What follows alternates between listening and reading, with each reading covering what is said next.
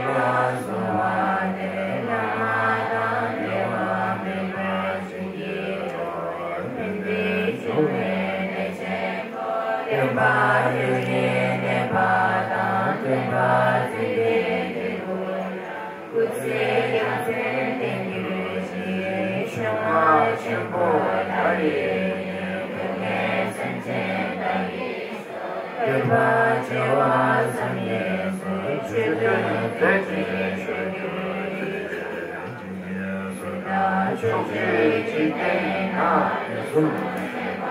Ghiền Mì Gõ để không bỏ lỡ những video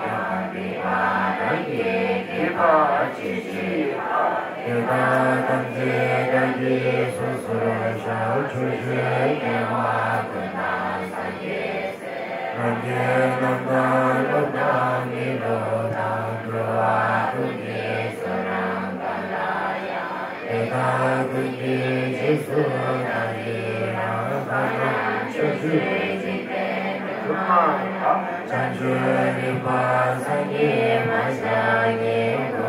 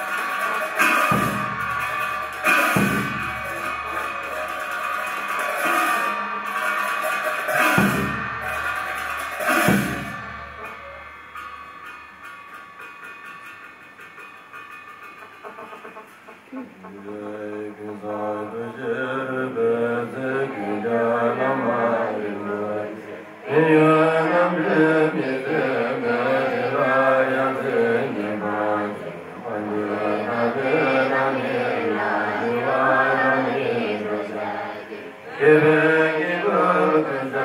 để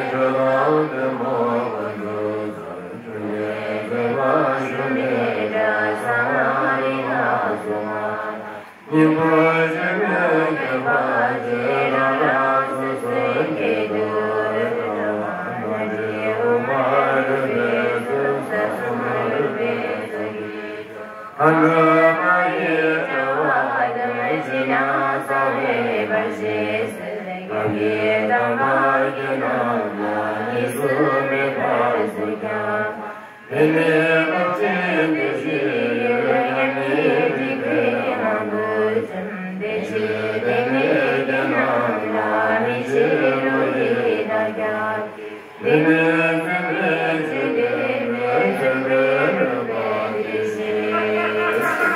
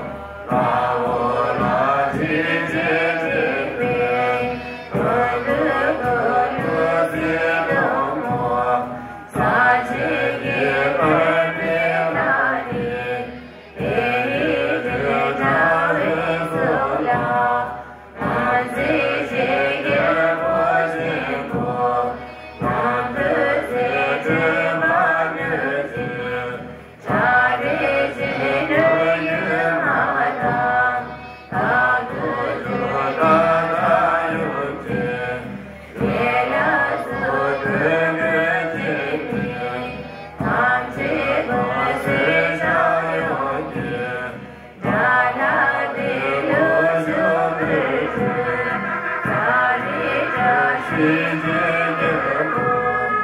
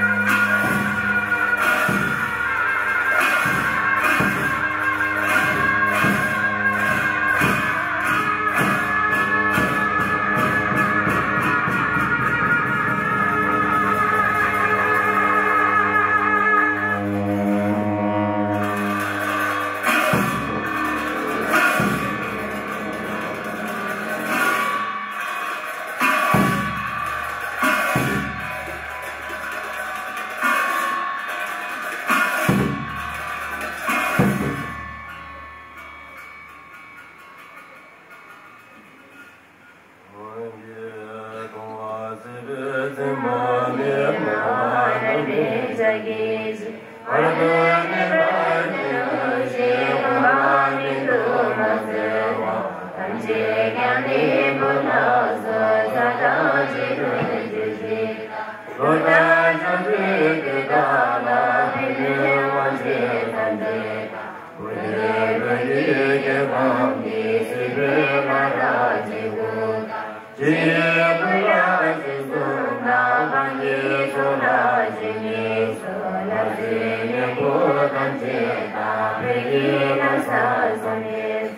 kênh Ghiền Mì Gõ để không bỏ lỡ những video hấp dẫn.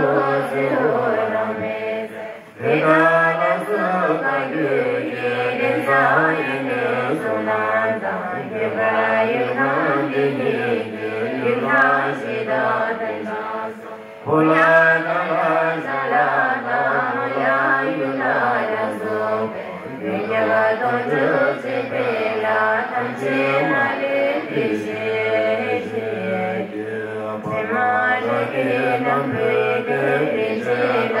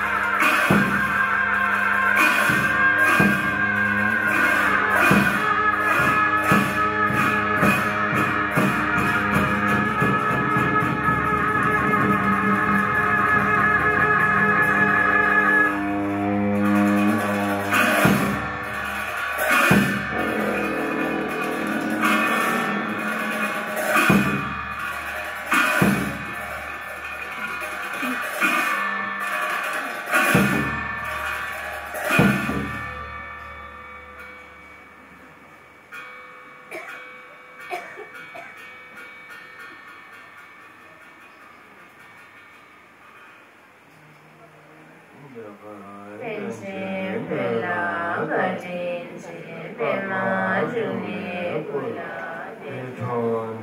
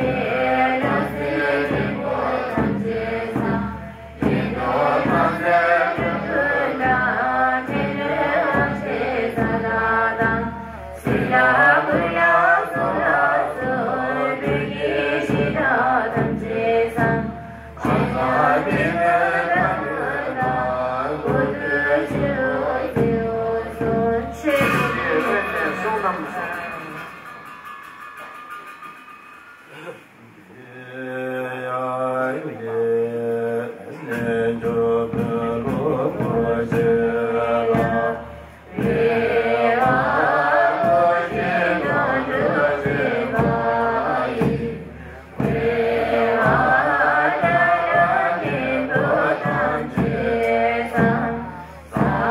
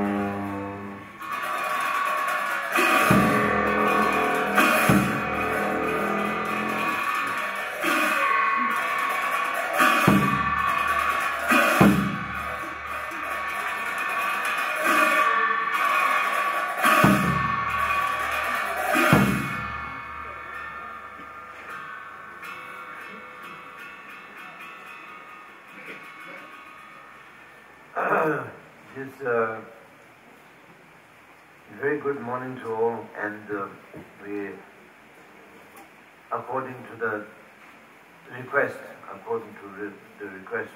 from the venerables over here, they were asking me to give little bit of instructions or explanations of the practice of what we call Singhatsawa.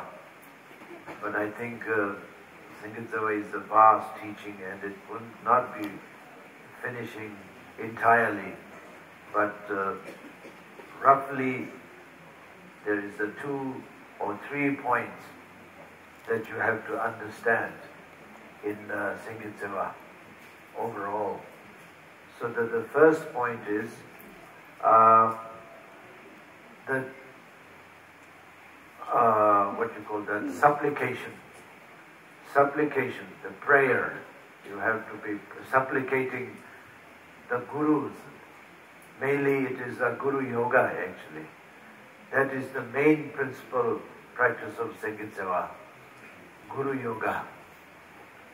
You may call it guru yoga, but oftenly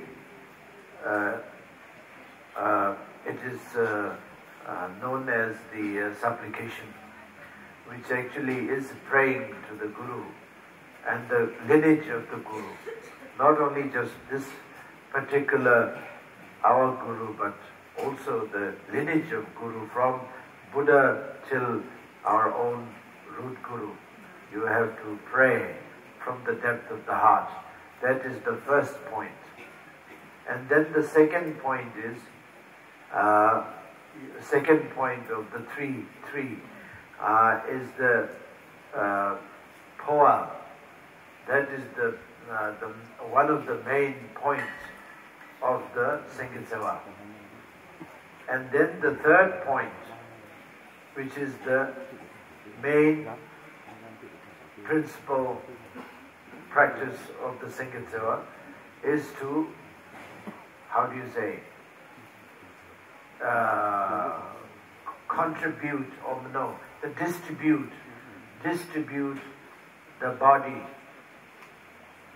into offering with great compassion. So in a way, this is a practice of bodhicitta. Actually, the third point is the practice of bodhicitta. But you may not call it bodhicitta practice. It will be like a offering body. But actual fact, that is a practice of bodhicitta. So these three are the most important part of the Singhatsawa. So the first most important is the Guru Yoga, development of devotion, and the second most important is the power, the skillful, generating the skillful method of transmitting one's own consciousness into the Vajrayogini and become Vajrayogini, the inseparable, and then let the Vajrayogini to do the third one, which is the distributing body into different pieces of offerings. Then you offer your body to entire beings. And not only just the poor beings, but also you are offering the body to Buddha, body to Bodhisattva, and yourself. Your body should be offered to Daka, Dakinis, spirit, local spirit, and entire beings in the world. So these three are the most important part of the practices. You must not forget about these 3 points of the Singhatsawa practice. Theo như sự tình cầu của quý thầy ban tổ chức, hướng dẫn cho ni chúng phương pháp tu tập về pháp tu thí thân pháp Samyesewa. Tôi xin, đây là một phương pháp tu rất cao cấp, và khó có thể giải thích hết được trong thời gian ngắn này. Bởi vậy tôi tạm thời giải thích một cách rất ngắn gọn. Pháp tu Sangye Sewa có 3 điểm chính mà chúng ta cần phải hiểu. Phần thứ nhất là phần quan trọng, phần chúng ta thỉnh cầu, kết nối với bậc thầy. Đây là phần chính của thực hành Guru Yoga.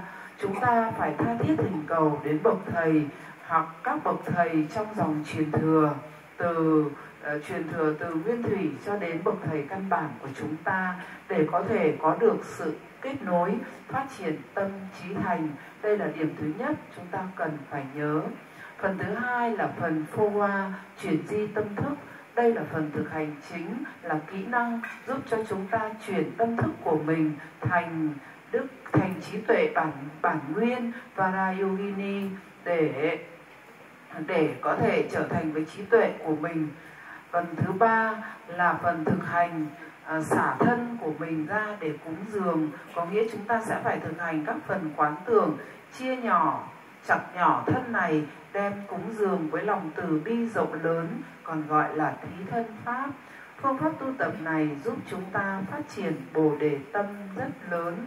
Bởi vậy các Phật tử, các chư tôn, đại đức tăng ni, quý vị cần nhớ nền tảng căn bản quan trọng trong phương pháp thực hành này. Xin nhắc lại, phần thứ nhất là Guru Yoga, phát triển tâm trí thành thông qua những bài kệ tha thiết cầu nguyện đến bậc thầy, đến các bậc thầy của truyền thừa. Phần thứ hai, chuyển di tâm thức, thoát tâm thức ra khỏi thân thể này, hòa nhập với trạng thái trí tuệ bản nguyên của mình, tức là ngài Varayogini. Và phần thứ ba là phần cắt nhỏ thân của mình, xả cái bám chấp vào cái tôi để chia nhỏ thân. Cúng dường không phải chỉ cúng dường cho những chúng sinh nghèo đói, chúng ta xả thân cúng dường thân của mình cho chư Phật, cúng thân của mình chư Bồ Tát, các ngài Daka, Dakini, các vị thần, thiên thần, và ngay cả những oan gia trái chủ, ngay cả những người đói, chúng hương linh đói khát.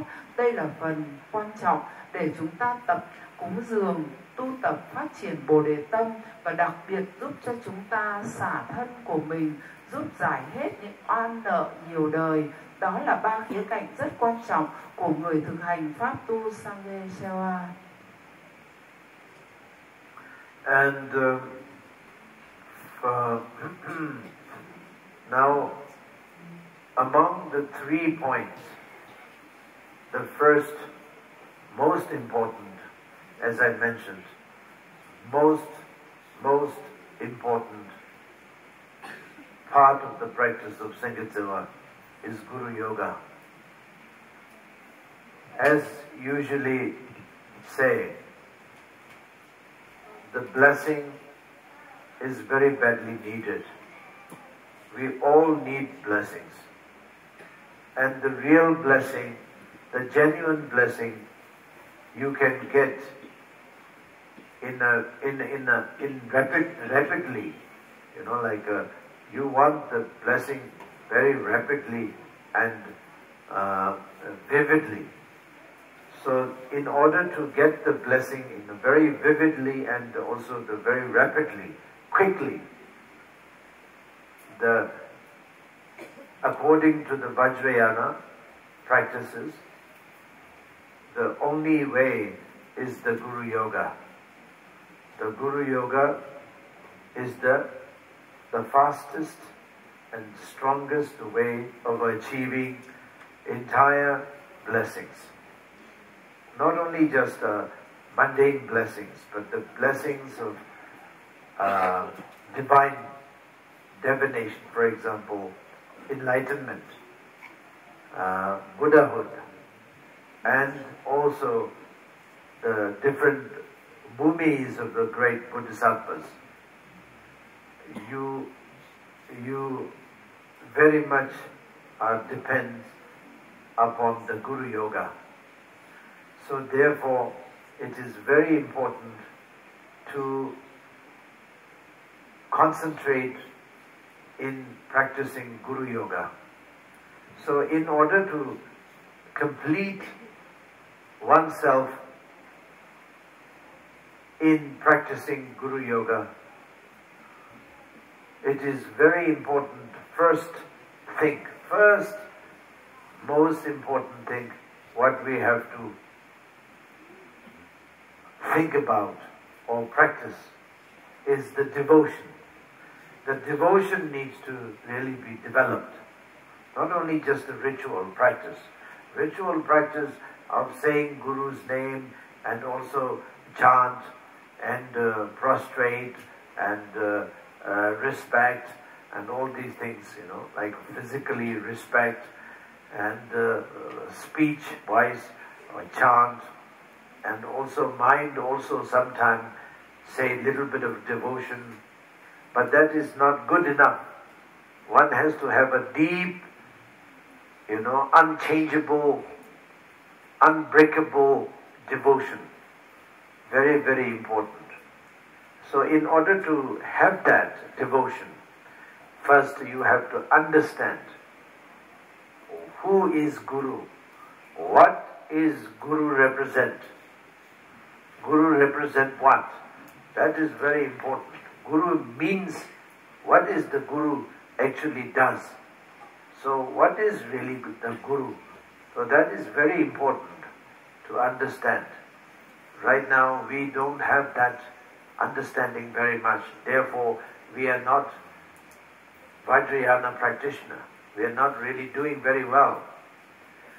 So Vajrayana practices, key point is the Guru. The Guru has to be understood. Guru has to be practiced. Guru has to be achieved. And Guru is finally everything. That you have to understand. The Buddha is Guru. Bodhisattva is Guru. Compassion is Guru. Devotion is Guru. Happiness is Guru. And sorrow also is Guru. Sadness, sorrow, suffering also is Guru. So it is mainly, it's literally everything. The Guru is everything. You have to understand that. Guru is the universe, very much universe. So this is what you have to be going for, that direction.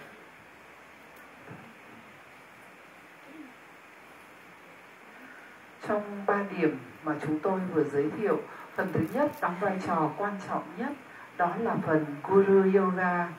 Tất cả chúng ta gặp rất nhiều những chướng ngại khó khăn, bởi vậy chúng ta cần được sự gia trì.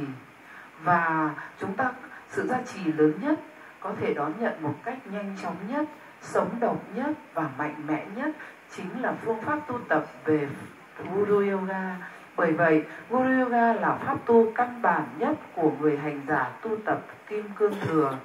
Nhờ sự gia trì từ bậc thầy, từ phương pháp tu tập Guru Yoga, chúng ta không những chỉ đạt được đến những tâm nguyện thế gian, vượt qua những chướng ngại khó khăn, mà ngay cả những tâm nguyện xuất thế gian như có thể chứng ngộ Phật quả hay trải qua các ngôi vị của thập địa Bồ Tát đều nhờ sự gia trì của Guru Yoga. Bởi vậy, mỗi hành giả tu tập Kim Cương Thừa không thể không hiểu về phương pháp tu tập Guru Yoga. Điều quan trọng để có thể thực hành Guru Yoga chính là việc chúng ta cần phải phát triển đức tin và tâm trí thành. Không phải chỉ là miệng mình tụng danh hiệu của bậc thầy, thân mình lễ lạy bậc thầy, tâm mình quán tưởng một chút, những điều này không đủ. Mà chúng ta cần phải trưởng dưỡng cho mình niềm tin kiên cố, không bao giờ thay đổi đối với bậc thầy.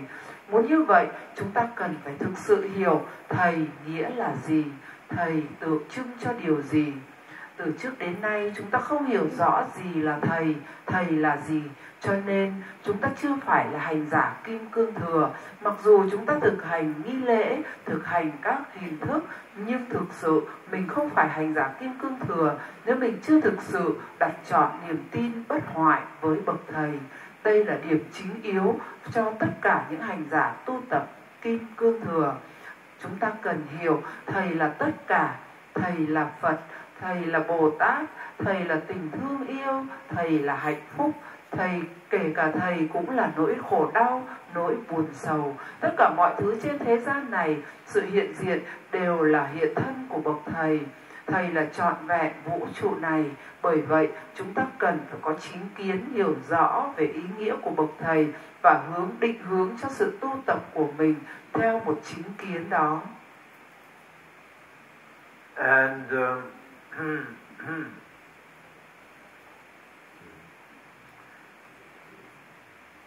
so we have to be very smart. Especially when we wanted to practice Vajrayana, we have to be very smart. And generally, Buddhist practice, not only just the Vajrayana, Mahayana as well as Theravada, we always talk about how important to develop the wisdom, which means smartness. Needs to be really developing the smartness.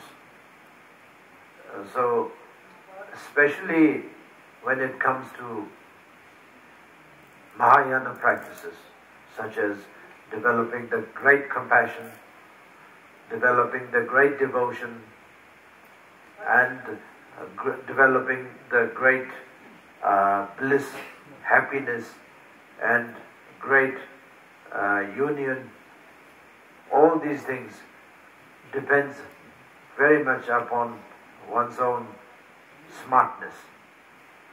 So we have to really always sharpening our wisdom.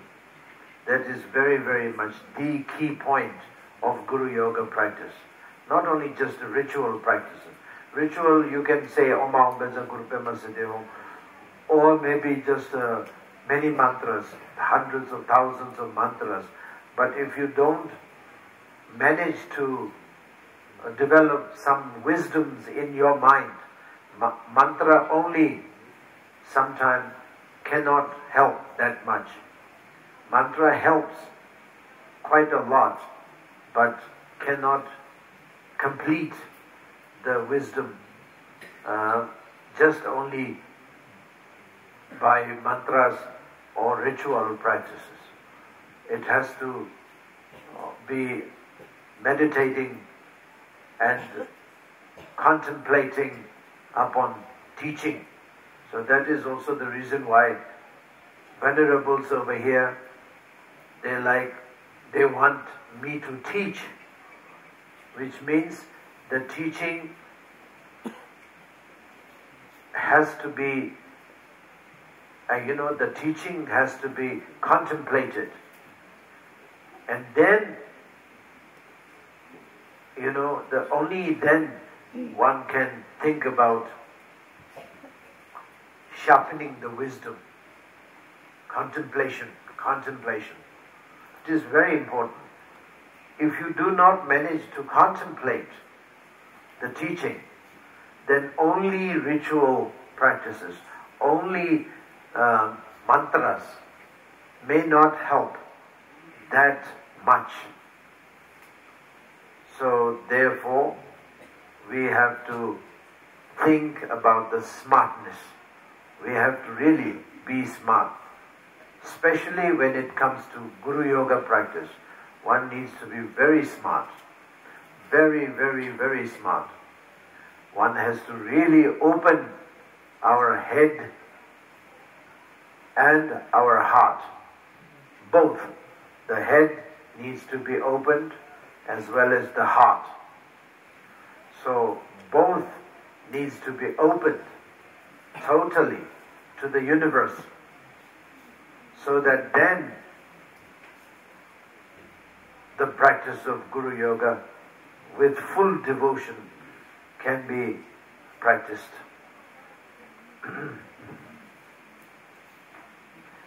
Để có thể thực hành tốt phương pháp tu tập Kim Cương Thừa, chúng ta cần phải có trí tuệ. Trí tuệ tức là sự nhận định đúng đắn, định hướng đúng đắn sự tu tập của mình.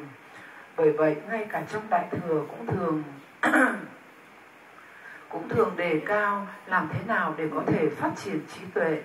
Và Khi muốn phát triển trí tuệ, chúng hay phát triển sự hợp nhất vĩ đại, sự hỷ lạc vĩ đại, hay lòng đại từ, đại bi, đại hạnh phúc, vân vân. Tất cả những sự phát triển này đều cần dựa vào trí tuệ. Bởi vậy, mỗi chúng ta cần phải trưởng dưỡng trí tuệ của mình. Trong đời sống, những nghi lễ, hành trì, hay những hình thức, hay những câu chân ngôn như Om Ahum Benja Guru Padma Siddhi Hung, hay hàng nghìn câu chân ngôn dù các Phật tử thực hành cũng không giúp được chúng ta đem lại được trí tuệ. Trí tuệ không thể dựa trên thần chú hay nghi quỹ, mà trí tuệ cần dựa trên giáo pháp thông qua văn, tư và tu. Đó là lý do tại sao chưa các quý thầy ở đây thì cầu tôi hướng dẫn giáo pháp cho chư tôn Đại Đức Tăng Ni ở đây. Bởi vậy, nhờ có giáo pháp chúng ta được lắng nghe. Giáo pháp sau khi nghe xong, chúng ta cần phải tư duy văn rồi phải tư duy nghiền ngẫm để trưởng dưỡng trí tuệ. Tư duy tất cả những gì bậc thầy dạy, tư duy tất cả những lời pháp của bậc thầy một cách sâu sắc, thấm đậm vào trong tim của chúng ta, vào trong từng tế bào của chúng ta. Sau khi chúng ta đã tư duy rõ ràng, chúng ta có thể bắt đầu thực hành Guru Yoga với một trái tim, với một trí tuệ mở rộng hướng về vũ trụ.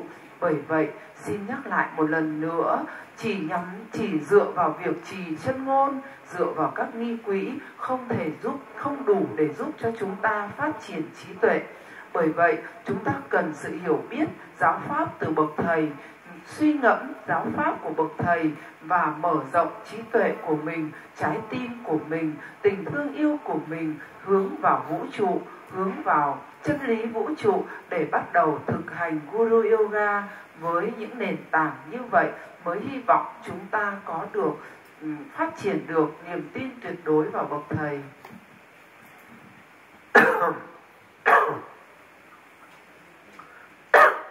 And I mean, generally speaking, it's very understandable. For example, we are not compassionate enough. Why? Why we are not compassionate enough, for example? It's, I mean, we are not compassionate enough. We know we are eating meat with no consideration, nothing, no worry, no feeling, nothing. We can eat meat like as much as we want. No feeling, nothing. And so this tells you that your compassion is not strong enough. You can eat animal as if you are eating a vegetable. That's all. It's just because you don't have a compassion. Why you don't have a compassion is just simply because of the ignorant. That's all. Just simply because the wisdom is not strong enough. If wisdom is strong enough, then compassion will automatically be there. Because then you know that how horrible, period, time that animal went through when they slaughter. So you will know that. You don't have to meditate or anything else. You just know automatically how horrible period that this animal went through. So you cannot imagine to eat the meat. You cannot. Even though you like the taste. You like the taste. You like the, like a flavor. But you can't imagine eating that. But just simply because we don't have a wisdom, we are so ignorant. So we can eat meat as much as we want. There's no feeling, nothing. So, this is a very simple example how badly influenced, all of us, how badly influenced by the ignorant.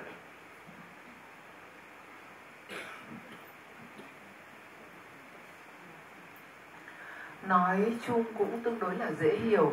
Như tôi lấy ví dụ, mình chưa đủ lòng từ bi thì chúng ta, vì lòng từ bi của chúng ta rất yếu ớt, cho nên chúng ta ăn thịt chúng sinh một cách rất thoải mái, không một chút thương xót gì cả.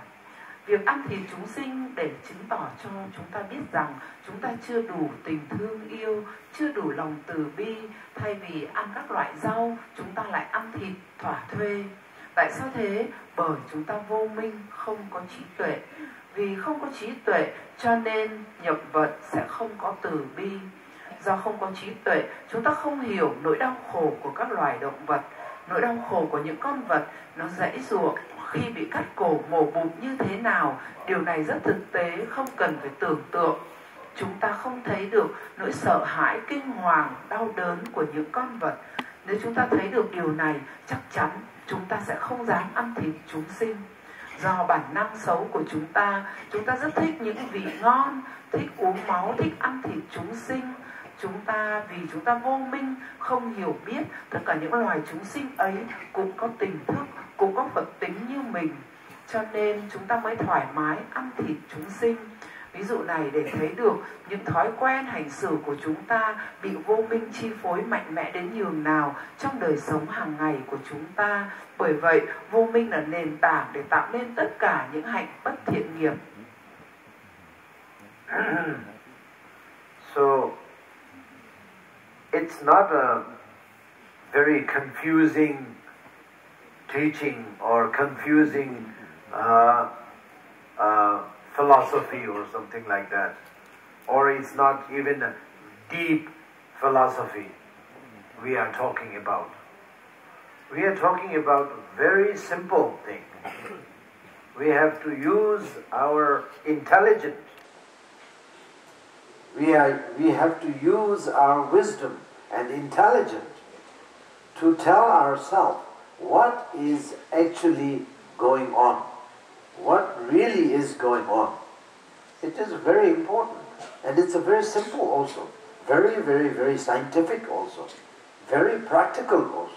It is not a deep kind of, let's say, deep philosophy that you have to really learn something which will take maybe many, many years,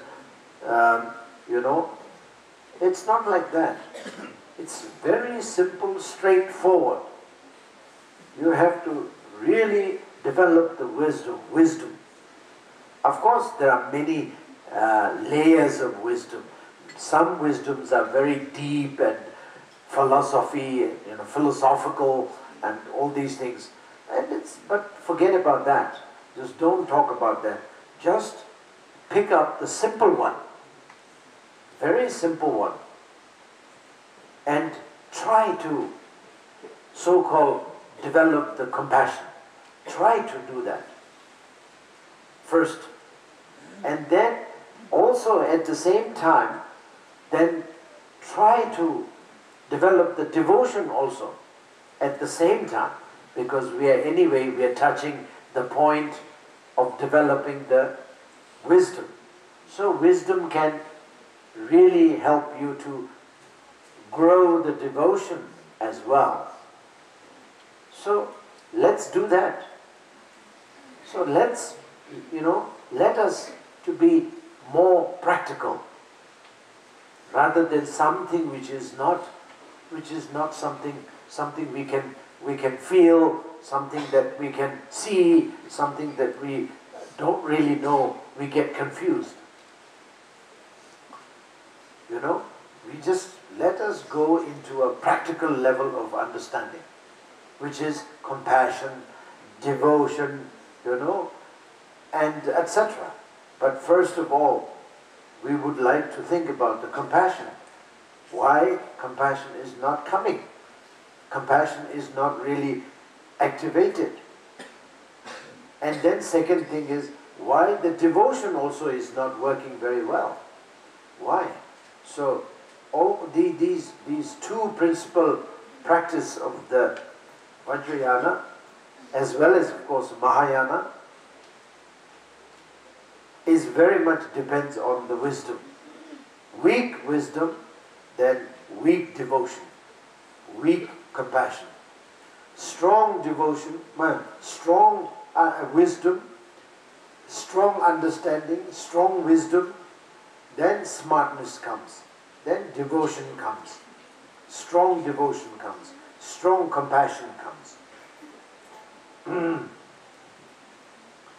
Tôi nghĩ rằng đây không phải là những triết lý rất là rộng rãi, cao siêu của Phật giáo, mà tôi đang giảng một cách rất giản đơn. Chúng ta hãy dùng trí tuệ của mình xem xét tất cả những hiện tượng đang xảy ra. Những cách nhìn tu tập thật là rất đơn giản, thực tế và cũng rất phù hợp với khoa học.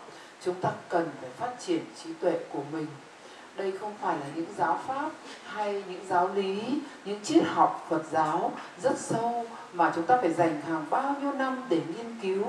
Đơn giản thôi, chúng ta chỉ cần hãy nắm bắt lấy khía cạnh đơn giản của giáo pháp, sau đó hãy cố gắng hết mình để phát triển, trưởng dưỡng trí tuệ, trưởng dưỡng tình thương yêu, trưởng dưỡng đức tin và tâm trí thành. Điều này thực tế hơn rất nhiều. Những cái này chúng ta đều có thể thấy một cách rất rõ ràng trên thực tế. Đừng để mình bị luẩn quẩn trong biển giáo pháp, ngôn từ, ngữ nghĩa mà quên mất phần ứng dụng, thực hành. Trước tiên, chúng ta nên đề cao đến việc phát triển lòng từ bi, bởi hiện tại lòng của từ bi của chúng ta còn rất yếu kém. Sau đó, cần phát triển đức tin và tâm trí thành. Cả hai khía cạnh lòng từ bi, đức tin, tâm trí thành đều cần dựa trên trí tuệ, sự hiểu biết đúng đắn. Nếu trí tuệ của chúng ta mà yếu đuối, mong manh hay mờ nhạt thì đức tin và tâm trí thành cũng sẽ rất yếu, không thể phát triển. Nếu trí tuệ của chúng ta đủ mạnh mẽ thì nhập vận tự nhiên, lòng từ bi của chúng ta sẽ mạnh mẽ. Nhập vận tự nhiên, tâm trí thành của chúng ta rất mạnh mẽ. Bởi vậy, chúng ta cần phải hiểu trí tuệ là nền tảng căn bản, bước đầu giúp cho chúng ta phát triển đức tin, tâm trí thành cũng như lòng từ bi.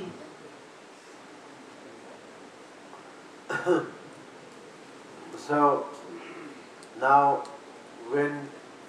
let's talk about the devotion, Guru devotion, for example, which is of course the first point I have pointed out, first point of the Sangha practice. So when it comes to devotion, we have to be smart enough, as I mentioned, we have to be smart enough to open our heart and head both. And the devotion comes right after that. So, first of all, in Vajrayana, it mentions about Guru being inseparable from the Buddha. And first of all, as a practitioner of Vajrayana, we have to understand what is Buddha actually means. Because in Theravada, Buddha means Buddha Shakyamuni, who was a person, human being, just a human being, and who could manage to complete the accumulating merit for many hundreds of thousands of countlesses of eons, and managed finally to get enlightened in Buddha Gaya after many months of meditating solidly. And that is kind of Buddha that Theravadan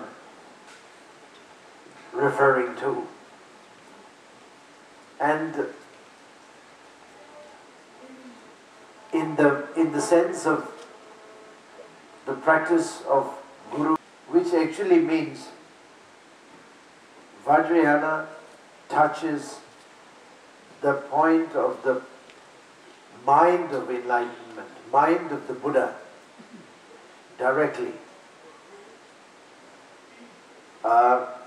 Even though, as I mentioned yesterday, the last night, even though Vajrayana doesn't mean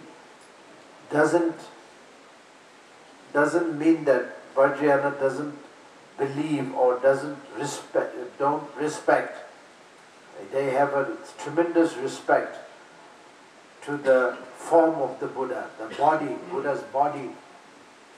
Buddha's body is respected, and also Buddha's activities are respected, but more into the mind of the Buddha, which is the combination of clarity and emptiness. That is the wisdom of the Buddha, or the mind of Buddha, if you like. So Vajrayana, when we say Buddha, that is the clarity state and the emptiness state of the mind, which is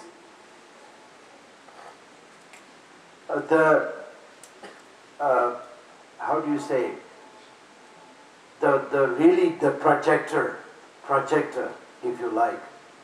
Mind is projecting this building. Mind is projecting this building. My mind is projecting you guys over here. My mind is projecting I'm very comfortable. My mind is projecting I am hungry. My mind is projecting I'm not happy. My mind is projecting that I am very cold. My mind is projecting I am very hot. So all are projected, all are projection of my mind. So what is my mind now? What is my mind? What it looks like? What is my mind? My mind is a clarity. Mind has nothing much to describe about it, because mind, nobody really saw the mind. Nobody. Not even the Buddha or the great Bodhisattvas. They can also talk about mind that much. They cannot. But mind, what we can understand is mind is a clear, is a clarity, and mind is emptiness. Mind has an aspect of everything, and mind has an aspect of nothing. So mind has both aspects, everything as well as nothing. So mind has an aspect of everything because it is a clarity state of mind. Very clear, clear. So it's a clarity state of mind. But also mind has an aspect of nothingness, is because mind itself is empty. It is a great emptiness. So therefore, combination of these two, the emptiness and everything, these two combination makes Buddha, the real Buddha, the authentic Buddha, the mind of the Buddha. You can even say mind of the Buddha Shakyamuni, mind of the Buddha Amitabha, the mind of the Buddha Vairocana, whatever you may call. You can call it in a different ways, but it is really the genuine Buddha. So this is what we have to understand first. First of all, if we want to have a Guru devotion, first you have to know what is the Buddha from the point of view of the Vajrayana practitioner.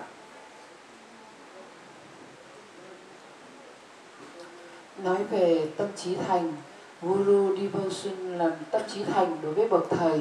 Có một số điểm số 1 của phần tu Sangye Chewa ban nãy tôi đã nêu. Chúng ta cần phải đủ trí tuệ để có thể mở tâm của mình, khai tuệ của mình để chúng ta hiểu. Chúng ta biết rằng tâm trí thành sẽ đến khi chúng ta có trí tuệ hiểu biết, khi chúng ta có tình yêu thương. Trước tiên cần phải hiểu bậc thầy bất khả phân với chư Phật. Trong Kim Cương Thừa thường dạy rằng bậc thầy luôn bất khả phân với chư Phật. Vậy chúng ta cần phải hiểu Đức Phật thật sự là gì. Theo cách nhìn nhận của nguyên thủy Phật giáo, Đức Phật chính là Đức Phật Thích Ca Mâu Ni, một con người bằng xương bằng thịt. Sau khi đã tích lũy trọn vẹn trí tuệ và công đức qua rất nhiều đời kiếp, Ngài thể hiện đến cuộc đời này trải qua 6 năm tu khổ hạnh và 49 ngày thiền định dưới gốc cây Bồ Đề, rồi Ngài đạt đến giác ngộ tại Bồ Đề Đạo Tràng. Đó là khái niệm về Đức Phật của nguyên thủy Phật giáo. Đối với Kim Cương Thừa thì cũng cho rằng Đức Phật là Đức Phật Thích Ca Mâu Ni, là người đã đạt đến giác ngộ như nguyên thủy Phật giáo. Tuy nhiên, Kim Cương Thừa chú trọng nhiều hơn đến tâm Phật. Tâm Phật mới là khía cạnh chân thật nhất của chư Phật.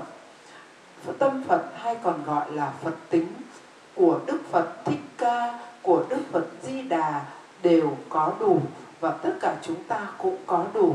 Kim Cương Thừa nhắc đến khía cạnh này, và mặc dù rất kính ngưỡng đến Đức Phật Thích Ca Mâu Ni trên hình tướng, kính ngưỡng các thiện hạnh của Ngài, nhưng Kim Cương Thừa đưa chúng ta nhiều trở về với Phật tâm, Phật tánh. Tâm Phật có hai khía cạnh là chân không và diệu hữu. Chân không là nói về bản chất của Phật tính, không hình, không tướng, là nền tảng cho tất cả các sự vật hiện tượng. Diệu hữu là nói về khả năng chiếu sáng, thị hiện ra muôn ngàn hình tướng khác nhau của Phật tính. Đầy đủ cả hai khía cạnh này gọi là Phật tâm. Phật tâm của chúng ta còn là chủ nhân phóng chiếu ra muôn ngàn vạn thứ trên thế gian này. Tôi lấy ví dụ như chính tâm của tôi phóng chiếu ra tất cả quý vị tại đây. Tâm của tôi phóng chiếu ra cảm giác lạnh, rét hay nóng. Tâm của tôi phóng chiếu ra cảnh núi rừng hay ngôi nhà này. Tâm của tôi cũng phóng chiếu ra trạng thái hạnh phúc, trạng thái thoải mái, vân vân. Bởi vậy, tâm của tôi vốn không hình không tướng, nhưng là nền tảng cho hạnh phúc, cho khổ đau, cho nóng lạnh, cho tất cả mọi thứ hiện diện trên tâm. Đó là khía cạnh chân không và diệu hữu. Như vậy, chúng ta đã hiểu rất rõ tâm của chúng ta không hình tướng, cho nên không ai có thể chỉ rõ hình tướng của tâm là gì. Ngay cả Đức Phật và Bồ Tát cũng không thể chỉ ra tâm của chúng ta tròn, méo, dài hay là hình gì cả, mà chư Phật chỉ có thể dạy cho chúng ta để chúng ta tư duy về hai khía cạnh của tâm. Khía cạnh về tính không, tức là không hình không tướng, viên mãn khắp vũ trụ. Khía cạnh về diệu hữu có nghĩa là tâm của chúng ta là nền tảng cho bất kỳ mọi sự vật hiện tượng trên thế giới này đang hiện diện đều nhờ vào tâm của chúng ta. Nhờ hai khía cạnh chân không diệu hữu hợp nhất, đó chính là tâm Phật hoàn hảo, là tâm Phật Thích Ca, tâm Phật A Di Đà, tâm Phật của Đức và Tỳ Lư Giá Na, vân vân. Và ngay cả chúng ta cũng có Phật tâm này. Đó là điều các Phật tử cần hiểu về Đức Phật. Sau khi hiểu rõ về Đức Phật, chúng ta mới có thể phát triển được đức tin, tâm trí thành đối với Guru, đối với bậc thầy.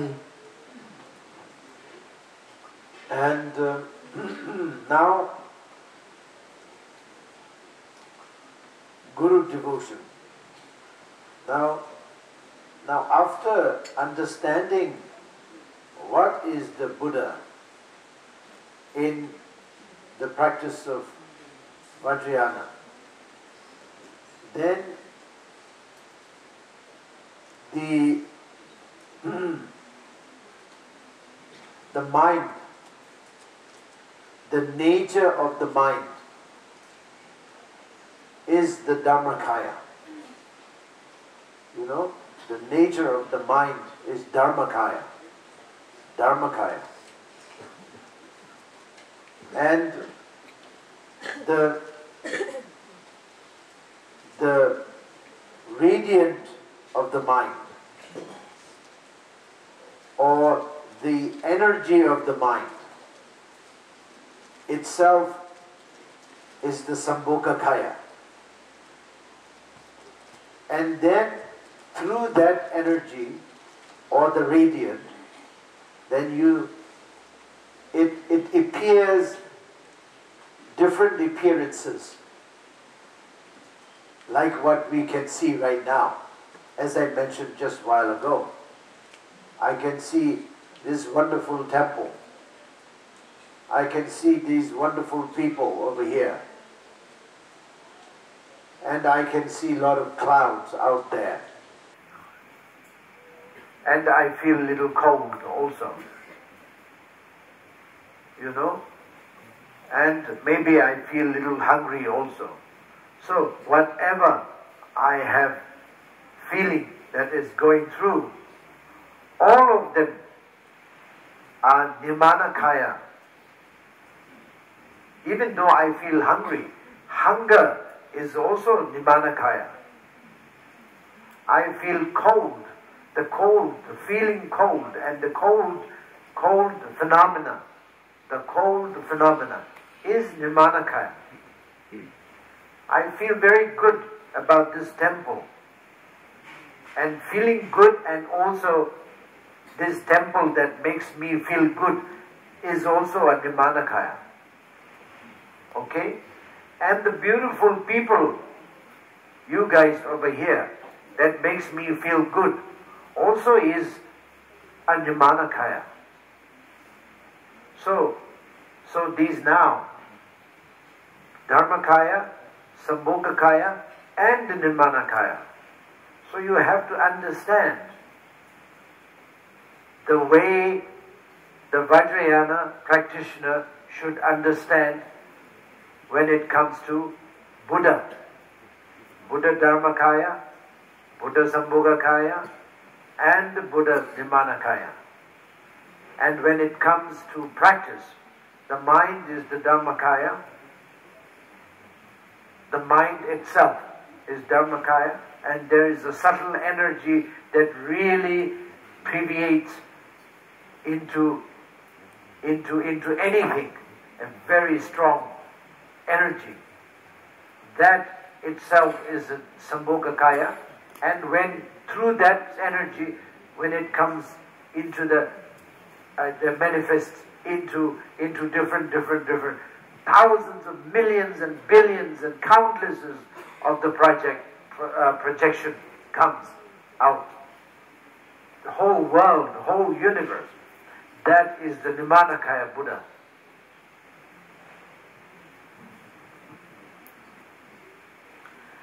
Nói về niềm tin, tâm trí thành hướng về bậc thầy. Sau khi chúng ta đã thực sự hiểu về Phật là gì, thì chúng ta sẽ lần lượt có thể dần dần phát triển được đức tin và tâm trí thành. Như vậy, tâm của chúng ta, nền tảng bản chất tâm của chúng ta là phần pháp thân. Năng lượng vi tế, những sự rung động vi tế năng lượng chính yếu của tâm có thể có khả năng phóng chiếu ra pháp các hiện tượng sự vật, còn gọi là báo thân. Và từ những năng lượng tâm này, chúng ta phóng chiếu ra rất nhiều sự vật hiện tượng. Tôi lấy ví dụ như tôi ở đây, tôi có thể nhìn thấy ngôi chùa này rất là đẹp. Tôi có thể thấy những người ngồi dưới kia, tất cả tăng ni cùng các Phật tử là những người có tâm trí thành. Tôi có thể thấy hoa đẹp, thấy cảm giác lạnh hay cảm giác đói. Tất cả những thứ mà tâm tôi phóng chiếu lên ngôi chùa, mọi người, hoa, cảm giác lạnh và cảm giác đói đều còn gọi là hóa thân, tức là sự phóng chiếu từ báo thân, từ tâm của tôi. Ngay cả khi tôi cảm giác đói, cảm giác lạnh, tôi cảm giác rất là tốt lành với ngôi chùa này, hay tôi nhìn thấy quý vị ở đây, những người tạo nên cho tôi những cảm giác rất là an ổn, tốt lành, tất cả những thứ ấy đều gọi là hóa thân. Như vậy, đó là cách của Kim Cương Thừa hiểu về tam thân, về pháp thân Phật, báo thân Phật và hóa thân Phật, đưa vào trong đời sống, đưa vào phần ứng dụng của chúng ta. Thì tâm của chúng ta, bản chất tâm chân thật của chúng ta là pháp thân. Tất cả những năng lượng, sự rung động vi tế, những năng lượng sự trong tâm của mình, đó gọi là báo thân. Và những cái sự phóng chiếu, sự vật hiện tượng hàng nghìn, hàng triệu, cả vũ trụ này là những cái sự phóng chiếu từ năng lượng hoạt động tinh tế của tâm, gọi là hóa thân. So this thing, what I said, may not be believed by common yanas, common teachings, common practitioners. And certainly it is not mentioned in the Theravadan tradition of Buddhism. I don't think it is mentioned. So this is a very special thing, or special, if you like, you can even call it philosophy or whatever, of Vajrayana. So that is the something how you define the Buddha in Vajrayana. So once you start to understand this through contemplating, then now you go back to Guru now. And now you have to find out where the Guru stands, where the Guru, what the Guru does, or what the role that Guru plays in this, what you call that, in this philosophy or whatever, in this existence. So you have to find out that you will be finding out that the Guru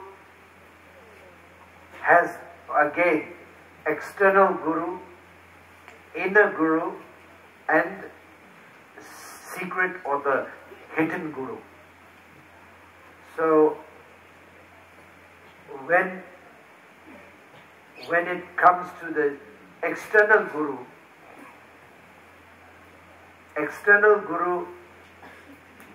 within external Guru, there is a two things you have to understand. One is broader Guru. Broader Guru means bigger Guru, like a bigger, broader Guru. And one is specific, one particular Guru. So there is a two external Guru you have to understand. Now, one broader Guru is even the pillar, even the flower, even tree, even mountain, all are considered to be your Guru. All of them can, as I mentioned before, all of them your Guru. That is external Guru, but broader is external Guru. Broader. and entire is your Guru. Nirmanakaya form of Buddha. Therefore it is your Guru. They give such a lovely teachings without teaching. Waterfall gives such a wonderful teaching without teaching in human oral, human language. But water, we can hear the waterfall, water, river, teaches such a wonderful, 100 times better than what I'm teaching now. And the wind blowing gives such a wonderful teaching without using a human language. And also what you can see, cloud, sunshine, rock, greenery, forest, all the visions that you may have are also a great teacher, a great guru. Why? Because they all give you wonderful teachings and wonderful encouragement and shows you a lot of different teachings of Lord Buddha in impermanent, in illusions and existence and non-existence, the union. Entire great teachings are taught by all these phenomena. So therefore, broader aspect of the Guru, of external, can be described,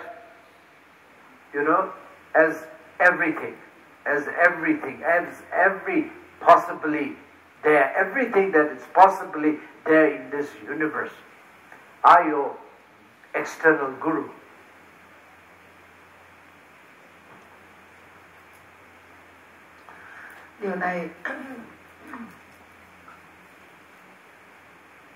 Những điều này có thể hơi khó hiểu, khó tin và chưa được nhắc đến trong những thừa như Nguyên Thủy hay Đại thừa Phật giáo. Ngay cả những người khi chưa đủ căn cơ chín mùi nghe cũng không thấy hiểu gì cả. Đó là những điều mà trong Kim Cương Thừa, trong Kim Cương Thừa, giáo lý của Kim Cương Thừa đã chỉ rõ thật sự nghĩa Phật là gì.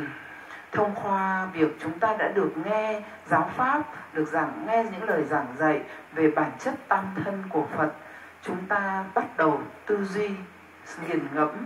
Và khi chúng ta tư duy, nghiền ngẫm để thấm thật sự những giáo pháp rồi, chúng ta mới thực sự hiểu Thầy của mình tượng trưng cho điều gì, Thầy là ai.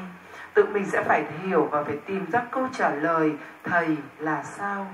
Nói về bậc Thầy, chúng ta cũng lại sẽ có 3 cấp độ: bậc Thầy bên ngoài, bậc Thầy bên trong và bậc Thầy bí mật. Nói về bậc Thầy bên ngoài lại có 2 khía cạnh mà cần phải hiểu. Một là bậc Thầy vũ trụ, 2 là một bậc Thầy cụ thể nào đó. Nói về bậc Thầy vũ trụ có nghĩa là tất cả những thứ như cây cột này, ngôi nhà này, núi, sông, vân vân, tất cả đều có thể là Thầy của chúng ta, bởi đều là hóa thân của Phật. Các ngài, tất cả những thứ này đang đưa cho chúng ta những giáo pháp, những bài pháp không lời, không bằng ngôn ngữ của loài người. Nhưng những giáo pháp này, nếu chúng ta có thể lắng nghe trọn vẹn với trí tuệ và tâm hồn của mình, có lẽ còn quý hơn những giáo pháp thông qua ngôn ngữ của con người. Chẳng hạn, nếu chúng ta lắng nghe tiếng chảy của dòng thác, đó là một bài pháp. Nếu chúng ta lắng nghe tiếng gió thổi, đó cũng là một giáo pháp. Nếu chúng ta đứng lặng nhìn mặt trời mọc rồi mặt trời lặn, nhìn hoa nở rồi tàn, biết bao nhiêu những bài pháp trên thế gian này mà chúng ta bỏ lỡ.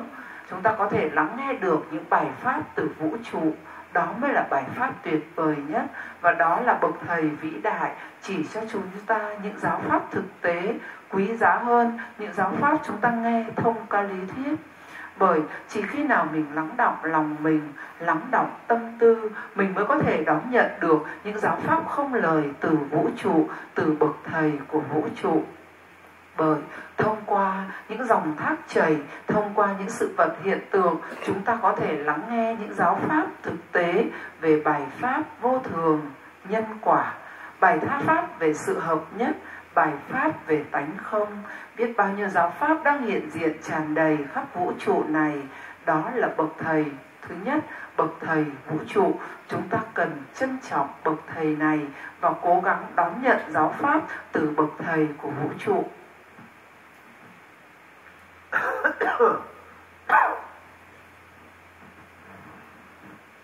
So that is the broader way of looking at it.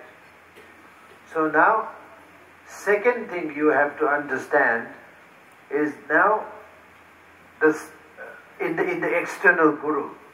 There's a specific one particular guru that we may look into. That is the human guru, human master, who gives you the instructions and shows you the path of the enlightenment genuinely. And that is the, what do you call that? The specific way of looking at it, looking at the guru. That is the second aspect of the guru. I mean the external guru. You remember what I said before, that there is the two aspects within the external guru. One is broader way and one is the specific way. And specific way is the human master who teaches you, who instructs you, who shows you the path in the human language. And that is the specific way, specific, very much particular, one guru. So this is what we call sometimes root guru. For example, big tree has a trunk, which is the trunk, the trunk, root, real, the big one root. Of course it has lots of branches, lots of leaves and lots of flowers, lots of flavors and this and that, but one trunk and the root. So therefore, this particular human form of guru is what we call root guru. And that is external, but it's a root guru. So that's he or she can give teachings in human language. So therefore, this particular guru is a very important for a human being like us, because we are very ignorant, as I mentioned earlier. Due to being ignorant, we don't understand the teachings of the river. The waterfall gives wonderful teaching, but we don't know. Mostly we don't know. The trees and flowers and sun and the moon and the star, they all give a wonderful teachings, but we don't understand. Just simply because of the being ignorant. So now, since we don't know those wonderful teachings, now what you have to do, what you have to get is the human teaching. The teaching in human language is very badly needed, because we are human beings, because we are being very ignorant. So therefore human teaching, human language, in human language is a very crucial point for us. Therefore the Buddha Dharmakaya, the Buddha Sambhogakaya, entire manifest into the human form of master, projects into the human form of master. You can even say reincarnates into the form of the human master, just to protect us, just to show us the path in human language, human form, so that we, human beings, can feel very close, because he or she, whoever your guru is, he or she is very much in human form, and he or she is very much giving the instruction and the guidance in the human language. So this is a very crucial kind of guru, if you like, you want. So that is external guru. These two are external guru. Và khía cạnh thứ hai mà ban nãy tôi đã đề cập, hai khía cạnh của bậc thầy là khía cạnh về bậc thầy vũ trụ, khía cạnh thứ hai là một bậc thầy cụ thể trong hình tướng của loài người.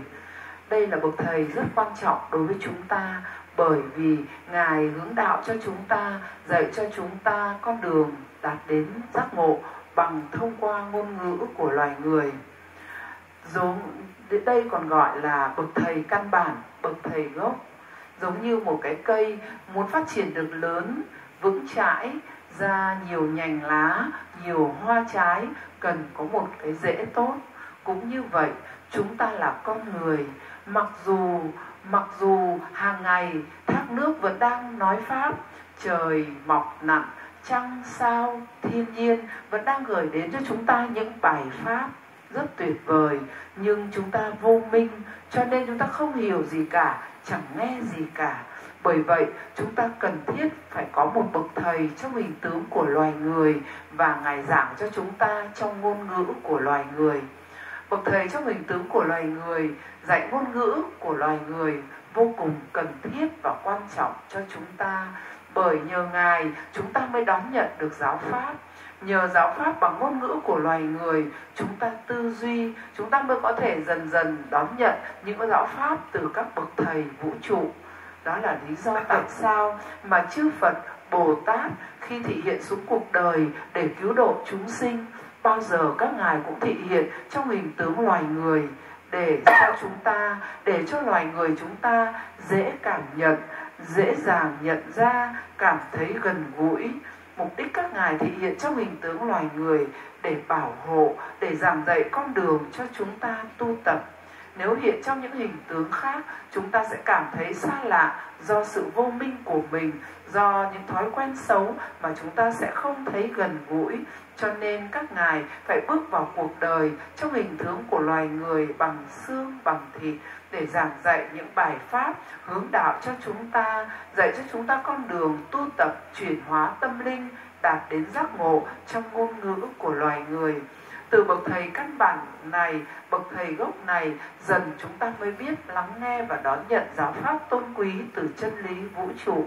Bởi vậy, bậc thầy trong hình tướng của loài người được gọi là bậc thầy gốc, bậc thầy căn bản, và có lẽ là bậc thầy quan trọng nhất trong sự tu tập của chúng ta.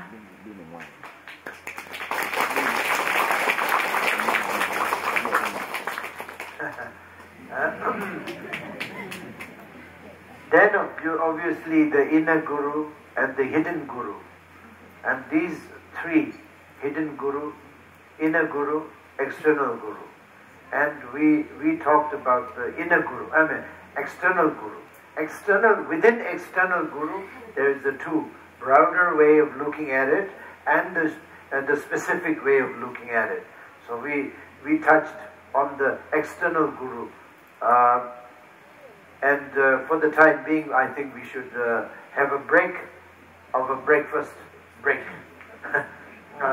So we'll have a little break, and then we'll continue the puja, because puja in Sanskrit we call it puja, and puja means two things.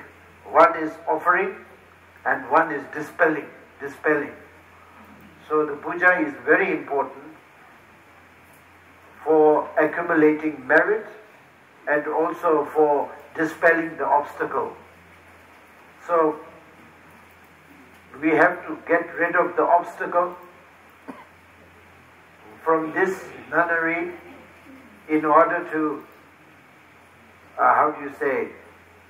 in order to gain all the prosperity and all the happiness and joyfulness in our practice.